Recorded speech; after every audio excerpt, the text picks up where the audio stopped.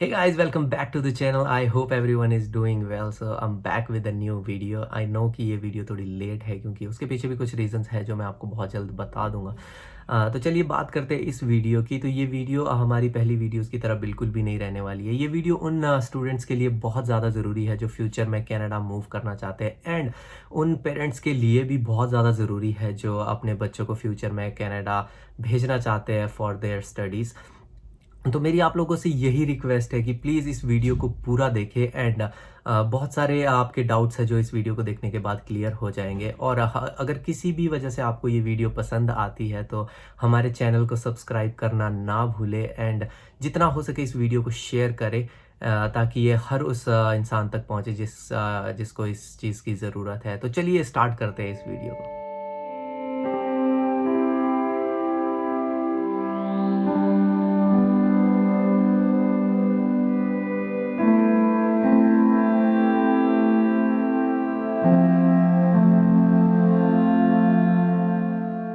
Yes, मैं बात करने वाला हूँ स्टूडेंट्स के स्ट्रगल की एंड प्रॉब्लम्स की जो कि फेस करनी होती है कनाडा में आके। बट मैं स्टार्ट करना चाहूँगा फ्रॉम इंडिया, जब से आपका एक्चुअल प्रोसेस स्टार्ट होता है। तो गाइज सबसे पहली जो चीज़ है वो है फैमिली सपोर्ट, जहाँ पे आप तो जाना चाहते हो बट आपकी फैमिली या फिर आपके पेरेंट्स आपको अलाउ नहीं करते हैं। बहुत सारे पर्सनल रीजंस भी रहते हैं, और कुछ लोगों के लिए ये चीज़ बिल्कुल नई होती है जिस चीज़ से उनको डर भी लगता है कि आप कैसे सरवाइव करोगे एक नई जगह पे, एंड कैसे हर चीज़ मैनेज करोगे अकेले। And I also agree with them, but you have to convince them for that. तो गाइज दूसरी एंड सबसे बड़ी प्रॉब्लम है, इशारे से आप समझ ही गए होंगे, जी हाँ, मैं बात कर रहा हूँ फाइनेंस की। बहुत ज़्यादा दिक्कतें आती है गाइस, बहुत गहरी जगह में जल्दी जल्दी नहीं निकलता है। ऐसा भी नहीं है कि छोटा अमाउंट है 50,000 या फिर 1 लाख करके आप का काम चल पड़ेगा। नहीं, आज की डेट में मिनिमम आपको 15 से 20 लाख रुपए की ज़रूरत पड़ेगी अगर आपको कहीं बाहर अच्छी कंट्री में जाना है। तो बहुत ज़्यादा प्रॉब्लम्स फेस करनी होती है। बैंक आपको लोन नहीं देता है अगर आपके पास कोई प्रॉपर्टी नहीं है, अच्छी प्रॉपर्टी नहीं है, या फिर आपके पेरेंट्स के पास कोई अच्छी जॉब्स नहीं है। तो बहुत सारे स्टूडेंट्स के तो वहीं पे अपने सपने ख़त्म हो जाते हैं, एंड वो वहीं सरेंडर कर जाते हैं because they don't have any source of money which is not fair. So guys तीसरी जो बड़ी प्रॉब्लम है वो है डॉक्यूमेंटेशन, जो मैंने भी फेस करी है। स्टार्ट होती है पासपोर्ट से, एंड होती है वीज़ा पे। तो मेरी तो पासपोर्ट बनाते बनाते भी नानी याद आ गई थी। पासपोर्ट एक आपकी ऐसी आईडी है जो आपके पूरी दुनिया में कहीं भी काम आ सकती है। आपका आधार कार्ड नहीं चलेगा, आपका ड्राइविंग लाइसेंस नहीं चलेगा, लेकिन पासपोर्ट हर जगह वैलिड होता है। सो पासपोर्ट बनाने के लिए आपको किसी 3 आईडी की ज़रूरत पड़ती है जिसमें सारी इन्फॉर्मेशन सेम होनी चाहिए, जो कि मेरी नहीं थी, जिसकी वजह से भाई पूरा दिमाग ख़राब हो गया था। सो पासपोर्ट के बाद आता है एडमिशन प्रोसेस, जहाँ पे आप कॉलेजेस में अप्लाई करते हो, जिसके लिए आपको ज़रूरत होती है सारे आपके एजुकेशनल जितने भी डॉक्यूमेंट्स हैं, जितने भी स्कूल के डॉक्यूमेंट है या फिर कॉलेज के डॉक्यूमेंट है, एंड आपका कॉलेज किस यूनिवर्सिटी के अंडर आता है, फिर वहाँ पे जाके आपको ट्रांसक्रिप्ट निकालनी होती है, अपनी डिग्री निकालनी होती है, या फिर आपको कोई बैक लगी है तो बैकलॉग सर्टिफिकेट बनाना होता है। वो हर चीज़ प्रोवाइड करनी होती है, और वो कॉलेज को सेंड करनी होती है। तो ये भी ईजी टास्क नहीं होता है। तो जैसे ही आपको किसी कॉलेज या यूनिवर्सिटी में एडमिशन मिल जाती है, उसके बाद स्टार्ट होता है आपका वीज़ा प्रोसेस। वीज़ा प्रोसेस के लिए आपको चाहिए होता है कॉलेज या यूनिवर्सिटी का एक्सेप्टेंस लेटर, और आपकी एडमिशन की जो फ़ीस है उसकी रिसिप्ट, एंड जो भी जीआईसी की रिसीट है वो चाहिए होती है, और बहुत सारे डॉक्यूमेंट्स। और अगर आपके सारे डॉक्यूमेंट्स वैलिड है और सब लीगल है तो आपका वीज़ा आ जाता है कुछ टाइम बाद। सो इस पूरे प्रोसेस में लगते हैं कम से कम 3 या 4 महीने। तो इतने टाइम में आपका सर फट चुका होता है।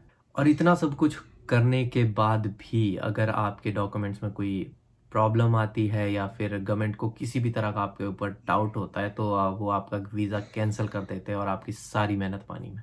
तो गाइज़ अब मैं बात करने वाला हूँ उन प्रॉब्लम्स की जो कि आपको फेस करनी होती है कनाडा पहुँचने के बाद।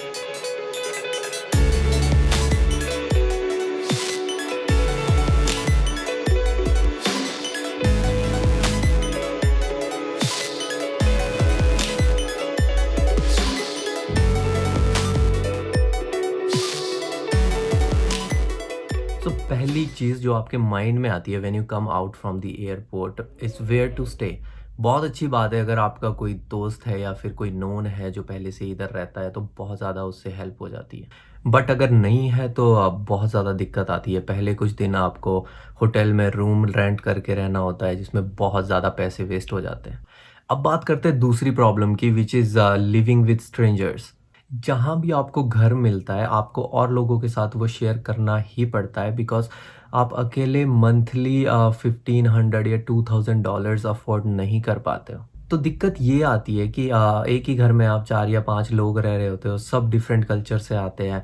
आप वेजिटेरियन हो, दूसरे लोग नॉन वेजिटेरियन हैं, सेम किचन यूज़ करते हैं, उसमें आप कंफर्टेबल फ़ील नहीं करते हो। तो सबका अलग-अलग स्केड्यूल होता है, कब आप खाना बनाते हो, कब वो खाना बनाते हैं। तो एक ऐसा टाइम भी आता है जब आप बिल्कुल ही फ्रस्ट्रेट हो जाते हो इस चीज़ से। सो गाइस थर्ड जो प्रॉब्लम है वो मेरे ख्याल से सबसे बड़ी प्रॉब्लम है जो कि आपको फेस करनी होती है right after coming to Canada which is finding a job जिसके लिए आप स्पेशली आए होते हो। मैं अपने एक्सपीरियंस बता देता हूँ। मेरे को 4.5 या 5 महीने बाद जॉब मिली थी। मैं ऑलमोस्ट हर दिन जॉब ढूंढने जाता था। हर जगह आपको रेज्यूमे ड्रॉप करने होते हैं। बस एक होप होती है कि शायद कॉल आ जाएगी। वो इससे मेरे को एक डायलॉग याद आ रहा है कि बनी तो बनी, नहीं तो अब्दुल गनी। एक और जो प्रॉब्लम है वो है कि अपने आप को कैसे आप एक न्यू सिस्टम के साथ इंडल्ज करें। आप इंडिया से चलते हो और 20 घंटे बाद आप अलग ही दुनिया में एंटर करते हो जहाँ का पूरा सिस्टम ही अलग है। Different rules and regulation, different culture, different language, different people, different food. हर एक चीज़ अलग होती है जिसको अडेप्ट करने में आपको बहुत ज़्यादा टाइम लग जाता है और बहुत ज़्यादा डिफ़िकल्टीज भी फेस करनी होती है। चलो ये तो बात हुई कुछ उन प्रॉब्लम्स की जो कि आपको फेस करनी होती है right after entering the Canada. But अब कुछ ऐसी डिफ़िकल्टीज़ जो आपको पूरे स्टडी पीरियड में फेस करनी होती है। सो गाइज़ पहली जो चीज़ है जिसमें बहुत ज़्यादा डिफ़िकल्ट होता है कनाडा में सर्वाइव करना वो है यहाँ का वेदर। समर्स में ठीक रहता है बट विंटर्स में बहुत ज़्यादा डिफ़िकल्टीज़ होती है जिनकी आउटडोर जॉब्स हैं स्पेशली और जिनको किसी भी वजह से ट्रैवल करना होता है विंटर्स में। तो यहाँ पे बहुत ज़्यादा स्नोफॉल होता है जिससे टेम्परेचर बहुत ज़्यादा डाउन चला जाता है -35 -40 इवन -45 तक भी चला जाता है किसी जगह में। तो बहुत ज़्यादा डिफ़िकल्टीज़ होती है। आपने अगर कहीं भी बाहर निकलना है, आपके पास अपनी गाड़ी नहीं है, गाड़ी भी है तो बहुत ज़्यादा स्नोफॉल होता है तो रोड भरी पड़ी होती है। सिस्टम अच्छा है बट उसके बाद भी हर दिन बर्फ़ पड़ती है तो बहुत ज़्यादा डिफ़िकल्टीज़ फ़ेस करनी पड़ती है। So guys other thing is work and study together. तो जब तक आप स्टूडेंट हो आपको फ्री बैठने का शायद ही टाइम मिलेगा बिकॉज़ हर दिन आपको कोई ना कोई असाइनमेंट सबमिट करनी होती है और जॉब पे भी जाना होता है। तो गाइस मेंटली बहुत ज़्यादा प्रेशर होता है। एक और प्रॉब्लम है जो कि आजकल ज़्यादा फेस करनी पड़ रही है स्टूडेंट्स को which is not getting enough hours from work. तो कोरोना की वजह से या लॉकडाउन की वजह से या लोग बाहर नहीं निकलते हैं तो बिजनेसेस को भी बहुत ज़्यादा इफ़ेक्ट हुआ है। तो उनके कस्टमर्स नहीं आएंगे तो वो लोग स्टाफ भी कम रखते हैं जिसकी वजह से स्टूडेंट्स को आवर्स नहीं मिलते हैं। सो गाइज़ ये थी कुछ डिफ़िकल्टीज़ एंड प्रॉब्लम्स जो आपको फेस करनी होती है कनाडा आने से पहले या कनाडा आने के बाद। But now I would like to recommend you guys something that what should you do when you come to Canada. The first thing is set your mind. You have to make sure when you are making plans to go to Canada that you are the only one who's going to deal with all your problems. There would be no one to help you out. कोई भी problem है related to your study, related to your work, related to your personal life, you have to figure them out. You cannot run away from them. The other thing is be confident and never lose hopes. बहुत सारी ऐसी situations आती है जहाँ पे आपके study में अच्छा नहीं हो रहा होता है या फिर किसी वजह से आपकी जॉब चली गई है। मैं यही प्रे करूँगा कि ऐसा ना हो कभी भी किसी के साथ बट हो जाता है कभी-कभी। तो उस सिचुएशन में कॉन्फिडेंट रहे और कोई भी ऐसा स्टेप ना ले जिससे आपको फ्यूचर के लिए और ज़्यादा प्रॉब्लम क्रिएट हो जाए। एक और चीज़ मैं आपको मेंशन करना चाहूँगा जो कि इस कंट्री में बहुत ज़्यादा ज़रूरी है अगर आप कनाडा आना चाहते हो, which is always ready for work. ये चीज़ आप अपने माइंड में सेट कर ले कि आपको कोई भी जॉब मिल रही है तो आपको करनी ही करनी है। मैंने बहुत सारे लोग देखे हैं जिन्होंने जॉब चूज़ करने के चक्कर में पहले कोई जॉब स्किप कर दी और बहुत टाइम तक उनको कोई जॉब नहीं मिली है। तो ये चीज़ अपने माइंड में बनाए रखें कि कोई भी जॉब मिलती है तो आपको करनी ही करनी है। सो एट द एंड मैं एक चीज़ और मेंशन करना चाहूँगा that do not forget that you have to enjoy your life too. कुछ लोग मेरे को गालियाँ मार रहे होंगे कि इतनी सारी डिफ़िकल्टीज़ बता दी और उसके बाद लाइफ कैसे एन्जॉय करें। तो यही लाइफ है, ये टाइम के साथ चला रहता है, यही टाइम होता है एन्जॉय करने का भी और अपना फ्यूचर बनाने का भी। तो साथ-साथ करते रहें, डिफ़िकल्टीज़ से भी ना भागें एंड अपनी लाइफ भी एन्जॉय करें।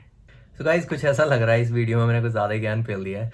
बट बहुत सारे लोग होंगे जिनके लिए ये चीज़ ज़रूरी भी होंगी।